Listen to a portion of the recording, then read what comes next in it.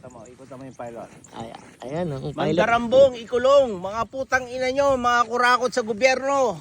Yan, galit na si Boss Efren, naglilipad pa. Tang ina nyo, mga hayop kayo.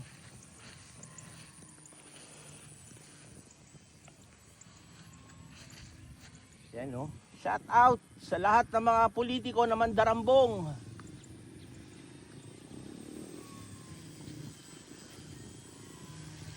Boss Reggie, lipad mo to. Ayaw. Ha? Wag. Bakit? 3D yan eh.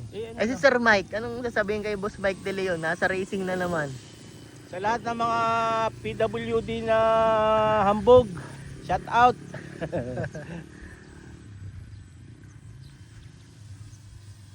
Ganito rin na mailipad yung kay Alden eh. Mas malikot lang yun.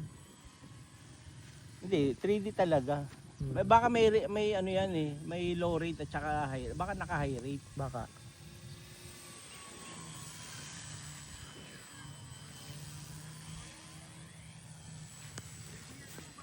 Bait na lipad.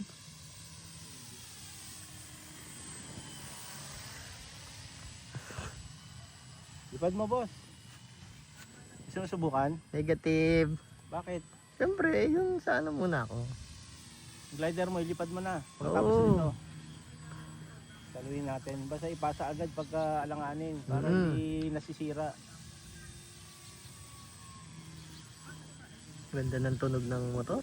Suabe. Puta pare, daming crash na nito. Kita mo gaano katibay ito. Kaya nga eh, sulit na. Meron pa ba? Meron pa ba yan? Kay Mighty Blue na lang ata meron. Wala na kay Top Gun eh. Ah. Pero sulit to. Kaya nga eh. Ang ganda. Tingnan mo, ilang beses na ako nag-crash dito. Puro Buong buo pa rin. Matibay nga kasi yung frame niya. head-on nga tama nito yo. Suabe pa rin ang lipad. Hindi, ano kasi, pagka nasira yung foam niya, hindi yung hiwalay-hiwalay. Talagang magkakasama. Na ano lang, nabibiak lang, Oo. pero nakadikit pa rin. Hindi yung Matibay yung nadudurog. Oh. Okay, landing tayo.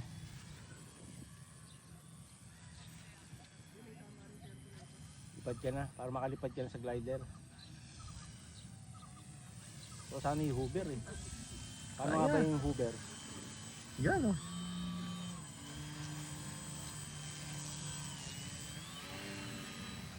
Tabang. Yung mga mayabang dyan nagka-crash eh. Landing na nga, tayo na masumpa na naman tayo ni Mike Dilian. Landing. Pahinga muna, pahinga. Yeah. Alright. Alright. Thank you, Boss Reggie.